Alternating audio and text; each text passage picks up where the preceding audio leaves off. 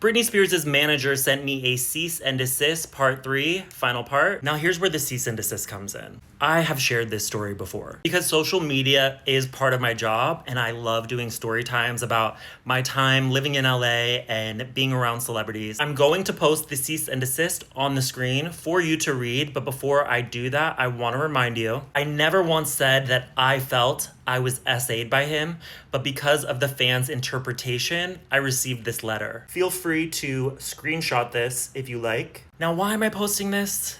Because I'm a badass and I don't give a fuck, but also because I have been in contact with many high-power lawyers over the years due to my relationships with high-profile people. Something that struck me about that email was all of these lawyers that I've ever conversed with had one thing in common. The bottom of the email always had this confidential, like warning you not to share this with anyone, but it was missing from this, which did make me wonder, is this even legit? As I told you from the beginning, I rejected Cade's advances to the point that he also told Mariah and her manager that nothing happened between us because I'm unattractive. However, Cade and his lawyer in that letter say that I got completely undressed, that I gave him, and that he could describe on my life, on my mom, on my bank account.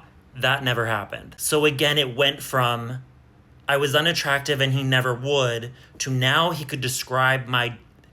Not only how crazy is that, but how dangerous is it like that to have somebody managing your career? Which, speaking of, Britney Spears recently sold her entire life's work for $200 million.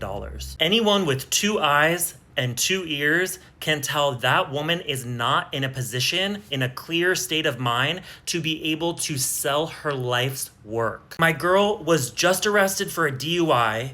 She was speaking gibberish. She was inviting the police back to her home to have lasagna and go swimming in the pool. She went to rehab, and you're telling me that she's in a position, a mental state, to be selling her entire life's work? Whatever lawyer, as well as Cade, who allowed her to do that, that's scary. And if you want to go further down the rabbit hole, Cade should not have been paid for that sale if he was. Now, why?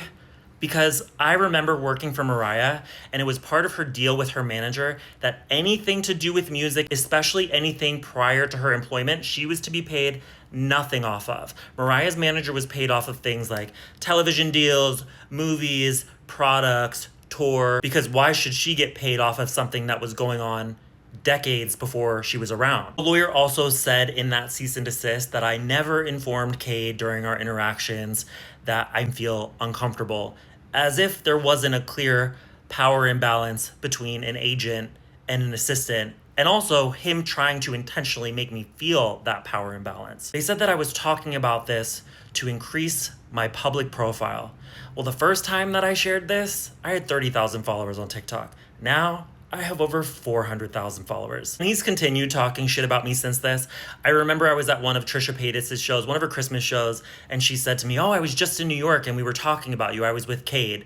She knew that he doesn't like me and I don't like him. It was basically like saying like, "Oh, I was just with somebody and we were talking shit about you," and then obviously didn't elaborate because we're surrounded by fans of hers. Now that I think about it, that's actually how all this started. Is the first time I spoke about it was on her podcast, but it got cut, so I just decided to share it myself. Before I wrap this up, I want to make sure I get it all out there. I have multiple people at TMZ who have not only told me, but showed me that he is their source. To the point that if he provides them with a story and then they use a photo of him, and he doesn't like it, they will change it for him. For example, this story originally had this photo. Like, wasn't it interesting how everyone around Britney was villainized for not saying free Britney sooner, but not Cade? And then when she's freed, Britney Spears' agent, Cade Hudson, instrumental in getting Jamie out. I used to be scared to speak up when it comes to TMZ because, full transparency, I had a book that came out a year ago which goes into a lot of this, like what it's really like behind the scenes working for a celebrity. And I didn't want to ruin my chances of them posting about it, but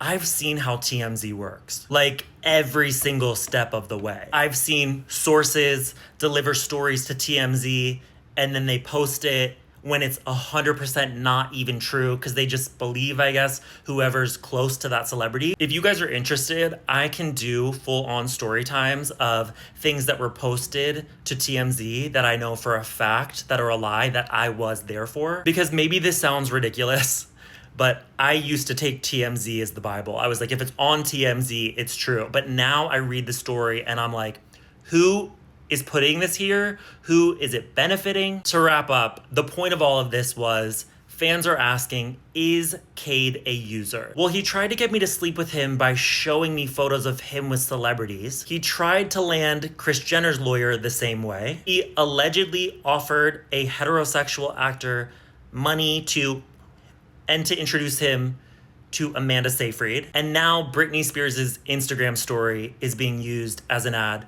for his boyfriend's play. I'll let you connect the dots.